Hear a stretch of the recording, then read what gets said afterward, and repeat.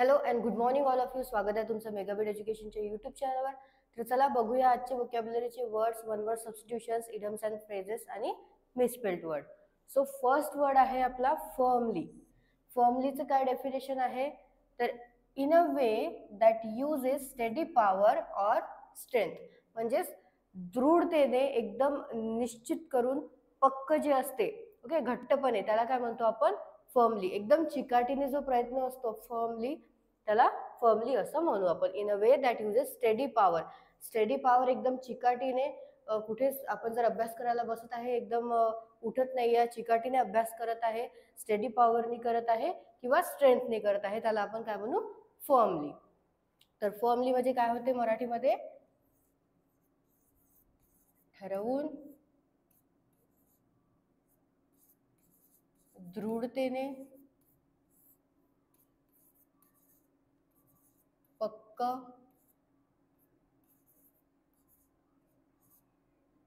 घट्टपणे किंवा खंबीरपणे.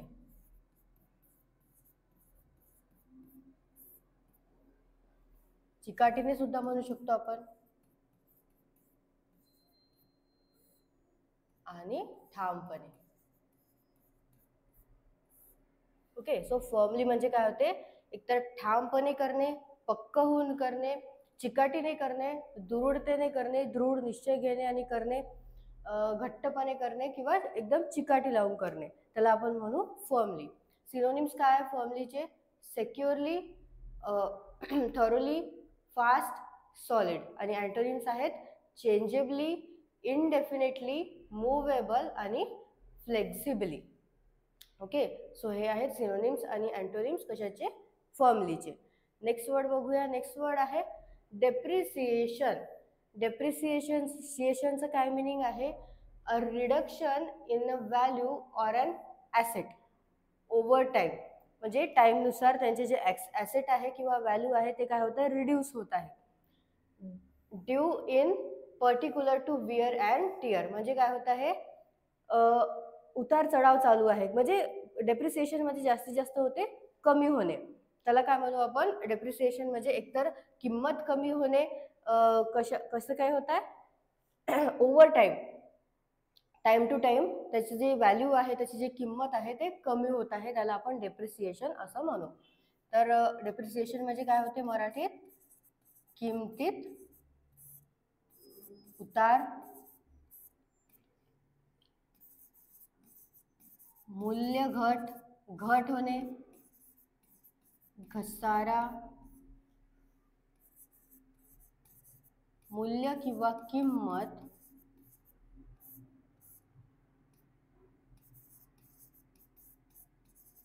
कमी होत जाणे. तर कशाची पण मूल्य किंवा किंमत जी आहे ती कमी होत चालली आहे, त्याला आपण म्हणू की ती डेप्रिसिएट होत आहे, म्हणजे डेप्रिसिएशन होत आहे तिथे. सिनोनिम काय आहे? डिव्हॅल्युएशन, डिव्हॅल्युइंग, डिक्रीज इन व्हॅल्यू म्हणजे व्हॅल्यू डिक्रीज होत आहे, कमी होत आहे, lowering in value, reduction in value आणि चीपनिंग म्हणजे चीप होत आहे. आणि अँटोनिम आहे राईज, इन्क्रीज आणि डेव्हलप. तर काय आहे? डेप्रिसिएशन म्हणजे एकतर मूल्य किंवा किंमत जी आहे ती कमी कमी होत जाणे. नेक्स्ट आहे अनइक्विव्होकल. अनइक्विव्होकलचं काय आहे डेफिनेशन बघूया आपण. लिव्हिंग नो डाऊट, अनॲम्बिग्युअस म्हणजेच नाकारता न येण्याजोगा असं म्हणू शकतो आपण, ज्याला आपण नाकारू नाही शकत किंवा जे स्पष्ट आहे. अनॲम्बिग्युअस म्हणजे काय होते? जे की एकदम स्पष्ट आहे, क्लिअर आहे, त्याला आपण म्हणू अनइक्विव्होकल. अनइक्विव्होकलला काय म्हणतात? स्पष्ट,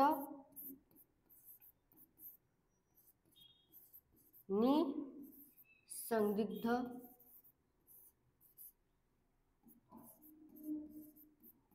तंतोतंत, नाकारता न येण्याजोगा. ओके, ज्याला नाकारता येत नाही असा किंवा निर्विवाद असंही म्हणू शकतो आपण. तर अनइक्विव्होकल म्हणजे काय होते? एकतर स्पष्ट होते, तंतोतंत, ज्याला नाकारता येत नाही, जो की काय आहे? निर्विवाद आहे, त्याला आपण अनइक्विव्होकल असं म्हणू. सिनोनिम्स काय आहे त्याचे? अनॲम्बिग्युअस, अनमिस्टेकेबल, इनडिस्प्युटेबल, इनकंट्रोवर्टिबल, इनडप्टिबल आणि अनडिनायबल. ज्याला डिनाय नाही करू शकत आपण त्याला काय म्हणतो आपण? अनडिनायबल म्हणजेच अनइक्विव्होकल. अँटोनिम्स आहेत इक्विव्होकल, ॲम्बिग्युअस आणि वॅग. नेक्स्ट वर्ड बघूया. नेक्स्ट वर्ड आहे परसिस्ट.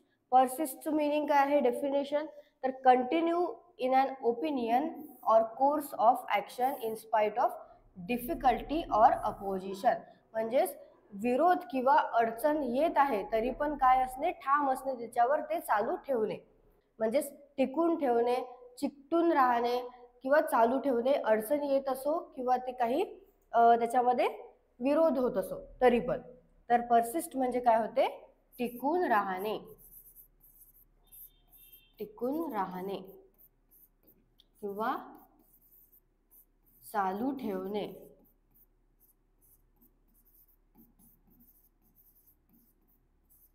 चिकटून राहणे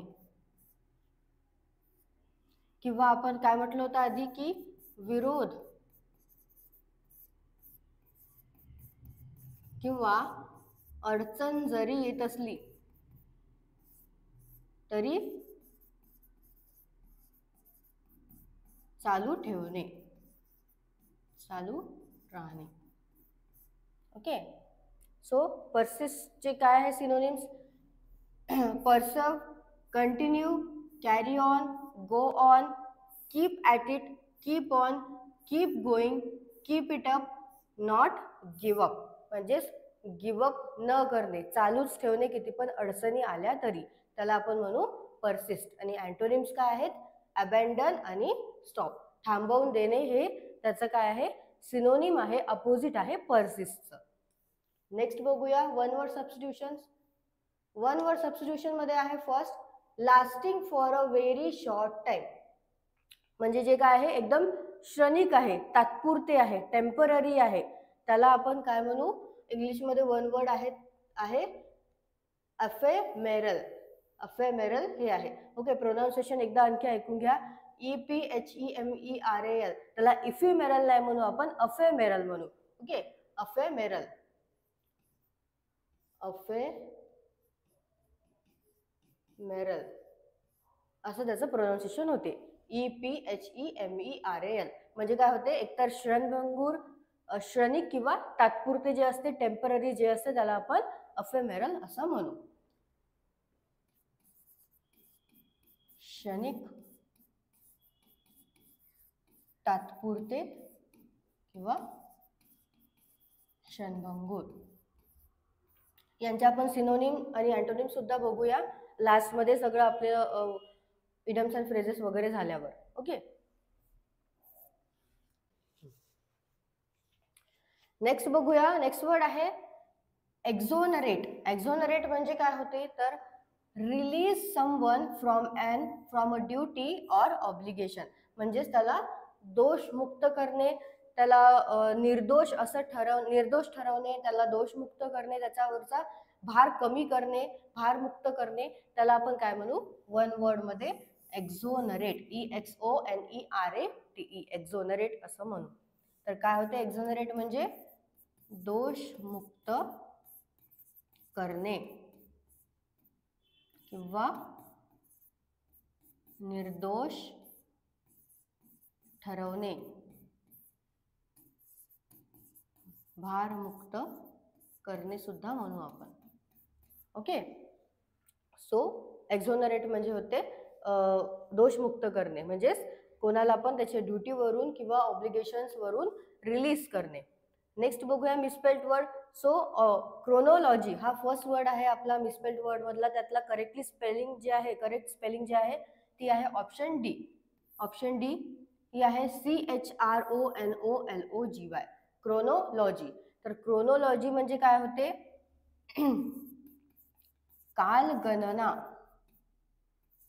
कालगणना, नोंद किंवा कालक्रमानुसार घटनांचा तक्ता. ओके, क्रोनॉलॉजी म्हणजे काय होते, एकतर कालगणना, नोंद, कालक्रमानुसार घटनांचा तक्ता. जसं तुम्ही फिल्म बघता तर फिल्म तुम्ही आधी क्लायमॅक्स बघता, मग एंड बघता आणि नंतर फर्स्ट पार्ट बघता का? नाही. काय बघता तुम्ही? आधी स्टार्टिंग बघता त्याची, नंतर काय येते क्लायमॅक्स येते आणि नंतर काय होतं एंड. सो ही आहे एक क्रोनॉलॉजिकली ऑर्डर. जसं तुम्ही आधी 10th मध्ये वगैरे एक हिस्ट्रीमध्ये राहायचं, क्रोनॉलॉजिकल ऑर्डरमध्ये जे पण घटना झालेल्या आहे त्यांना ऑर्डरमध्ये लावा, की आधी कोणतं कुठे वॉर झालेला आहे, नंतर कोणाला ती गद्दी भेटलेली आहे. तर तसं क्रोनॉलॉजिकल ऑर्डरमध्ये जे लावण्यात येते त्याला काय म्हणतो आपण? क्रोनॉलॉजी. आता जसं हिस्ट्री आहे तर हिस्ट्री आधी मॉडर्न हिस्ट्री येते, नंतर मिडिवल येते आणि नंतर एन्शियंट हिस्ट्री येते का? नाही. तर फर्स्ट काय येतं आपलं क्रोनॉलॉजिकल ऑर्डरमध्ये? फर्स्ट आपली येते एन्शियंट हिस्ट्री, नंतर येते मिडिवल हिस्ट्री आणि लास्टमध्ये येते मॉडर्न हिस्ट्री. सो ही आहे, ही जे ऑर्डर असतं याला काय म्हणतो आपण? क्रोनॉलॉजी. नेक्स्ट वर्ड आहे ग्रिगॅरियस. ग्रिगॅरियसचं ऑप्शन डी हे करेक्टली स्पेल्ड आहे, तर GREGARIOUS. ग्रिगॅरियस ही करेक्टली स्पेल्ड आहे, ही स्पेलिंग जी आहे. आणि ग्रिगॅरियस म्हणजे काय होते, तर एकत्रित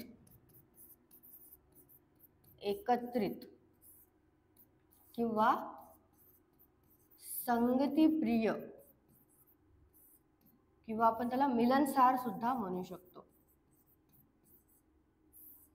ज्याला एकटं राहणं आवडत नाही, ज्याला कोणी ना कोणी सोबती लागतो, काय म्हणजे जो संगतीप्रिय आहे, कुठे पण जाण्याकरता त्याला कोणी ना कोणी सोबती लागतो, बोलण्याकरता कोणी ना कोणी लागतो, त्याला कंपनी पाहिजे असते कोणाची तरी, तर त्याला काय म्हणतो आपण? ग्रिगॅरियस. नेक्स्ट आहे idioms and phrases. So idioms and phrases मध्ये फर्स्ट काय आहे? Acid test. ऍसिड टेस्टचं काय मिनिंग आहे? Acid test prove that effectiveness of something. म्हणजेच एक गंभीर किंवा जी निर्णयाची चाचणी जी असते, जी टेस्ट असते, त्याला काय म्हणतो आपण? Acid test. जसं इथे दिलेलं आहे example, I practice hard at a dance session. मी प्रॅक्टिस केली आहे म्हणते डान्स सेशनमध्ये, खूप हार्ड प्रॅक्टिस केलेली आहे, चांगल्याने प्रॅक्टिस केलेली आहे. पण ऍसिड टेस्ट केव्हा होईल म्हणते माझी? जेव्हा जे मास्टर जे आहे ते सोलो परफॉर्मन्स त्यांचे बघेल, तेव्हा त्यांची ऍसिड टेस्ट जी आहे ती होईल. म्हणजे तेव्हा त्यांची ती एक काय, त्यांचा गुण बघण्यात येईल, तिथे त्यांची चाचणी होईल, गुणवत्तेची चाचणी होईल. तर त्याला काय म्हणू आपण? Acid test. तर ऍसिड टेस्ट म्हणजे काय होते? एक गंभीर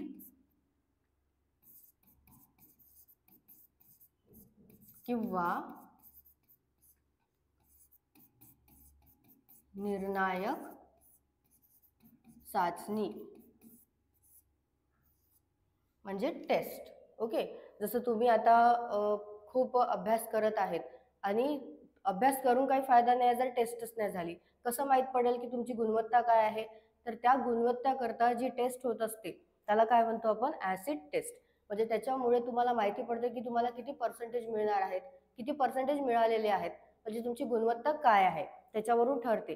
सो जे प्रूव्ह करते आपली इफेक्टिव्हनेस कशाही बद्दलची, त्याला ऍसिड टेस्ट असं म्हणतात.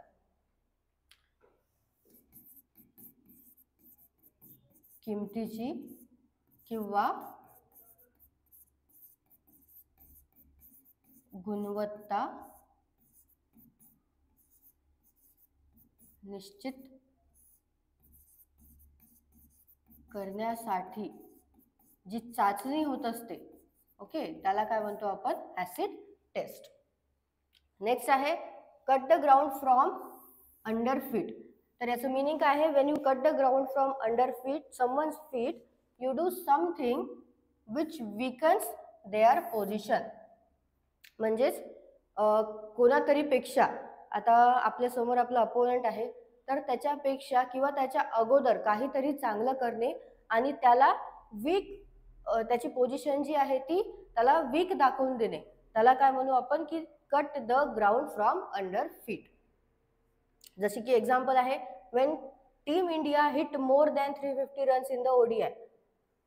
टीम इंडियानी ओडीआय मध्ये 350 रन्स पेक्षा जास्त रन काढलेले आहे. तर त्यांनी काय केलेलं आहे, जे अपोनंट आहे त्यांच्या अपोनंटच्या फीट खालून काय केलेलं आहे, cut the ground from under feet केलेलं आहे. ओके, म्हणजेच त्यांच्यापेक्षा एकतर चांगली कामगिरी केलेली आहे आणि त्यांना एक टार्गेट दिलेलं आहे आणि त्या टार्गेटवर ते खरे उतरेल की नाही हे त्यांचं आहे आणि त्यांच्या अगोदर सुद्धा केलेलं आहे. म्हणजे त्यांना वीक सुद्धा दाखवलेलं आहे त्यांच्या पोझिशनवर. तर काय होते, cut the ground from under feet. Okay, so हे आज आपले होते इडम्स अँड फ्रेजेस. जसे आपण करेक्टली स्पेल्ड वर्ड पाहिलेले आहे, वर्ड सबस्टिट्यूशन पाहिलेले आहे, तर याचे आपण सिनोनिम्स आणि अँटोनिम्स सुद्धा घेणार आहोत. तर फर्स्ट वर्ड काय होता आपला, अफेमेरल. अफेमेरल म्हणजे काय होते, क्षणिक. तर बघूया आपण.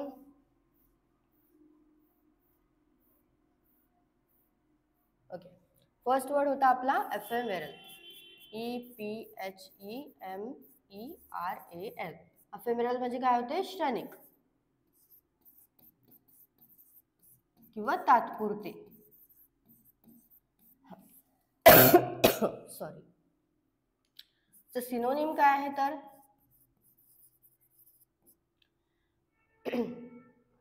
सिनोनिम आहेत transitory, flitting, passing,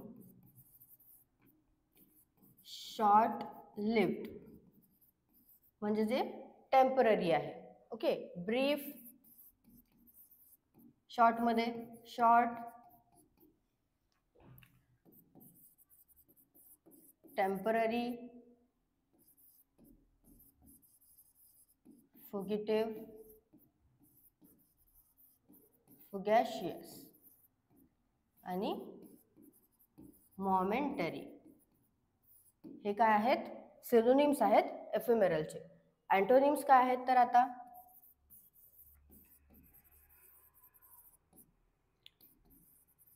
long lived आणि परमनंट. ओके, नेक्स्ट वर्ड काय होता आपला, नेक्स्ट वर्ड आहे एक्झोनरेट. एक्झोनरेट म्हणजे काय होते, एकतर दोषमुक्त करणे, निर्दोष ठरवणे.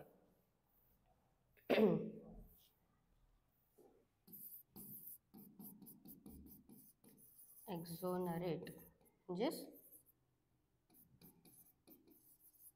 दोषमुक्त करणे. यांचे काय आहे synonyms,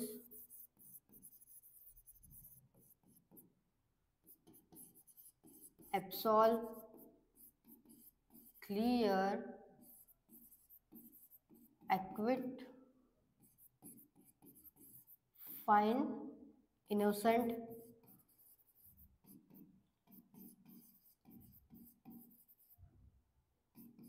pronounce not guilty, discharge,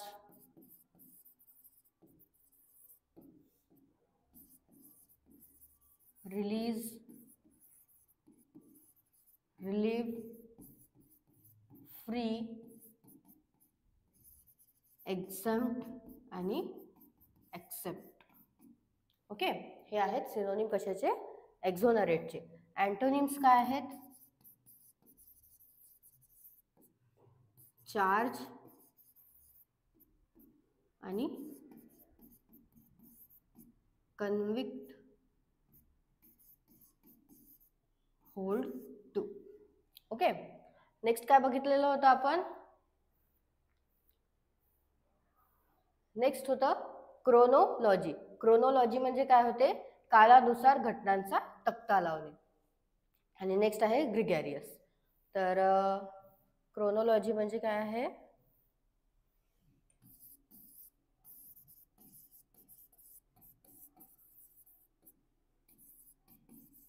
काल गणना. तर याचे काय सिनोनिम्स, स्टोरी. कोणती पण स्टोरी असली त्याचा आपण काय बघतो, आधी फर्स्ट पार्ट बघतो, नंतर त्याचं क्लायमॅक्स आणि नंतर लास्ट एंड बघतो.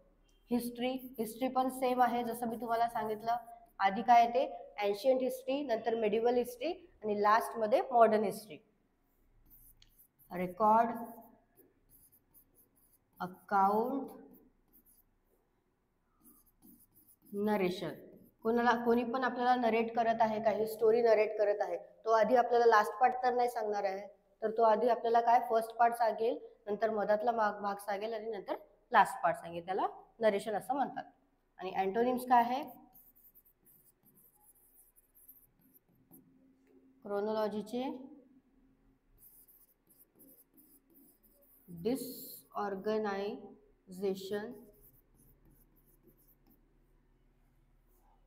डिसऑर्डर, मेस आणि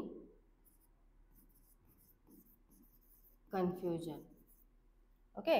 आणि लास्ट आपण बघितलेलं होतं ग्रिगॅरियस. सो ग्रिगॅरियस म्हणजे काय होते? ज्याला कोणाची ना कोणाची तरी कंपनी पाहिजे असते, ज्याला कोणी ना कोणी सोबती पाहिजे असतो, त्याला ग्रिगॅरियस असं म्हणतात. एकत्रित. त्याचे काय सिनोनिम्स?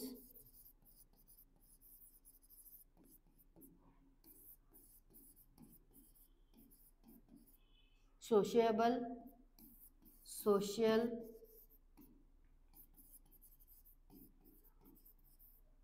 Company loving.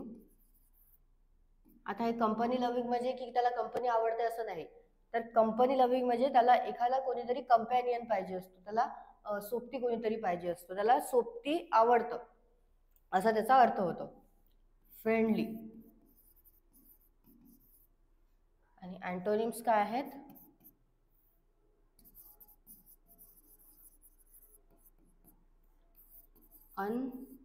अनसोशिएबल आणि रिझर्व्ड. ओके. सो हे आहेत सिनोनिम्स आणि अँटोनिम्स जे आपण आज पाहिलेले आहे, काही वर्ड्स त्यांचे. आणि ऑलरेडी आपण काही वर्डचे सिनोनिम्स, अँटोनिम्स आणि त्यांचे मराठी मिनिंग्स पाहिलेले आहे. सो हे तुम्ही एकदा वाचून घ्या आणि नोट डाऊन करत चला. त्यामुळे तुम्हाला एखाद्या वेळेस जर एक्झामच्या आधी जर तुम्हाला बघायचे आहे वर्ड्स, तर तुम्ही इझिली ते एक बुक आहे ते बघू शकता आणि त्याच्यामुळे तुमची आणखी व्होकॅब्युलरी काय होईल? स्ट्रॉंग होईल. सो असंच अभ्यास करत चला. All the best all of you. जसं की आता SBI PO सुद्धा एक्झाम्स येणार आहेत काही दिवसामध्ये, आणखी अपकमिंग एक्झाम्स आहेत, त्याकरता तुम्हाला सुद्धा हे युजफुल पडेल. So all the best all of you and thank you.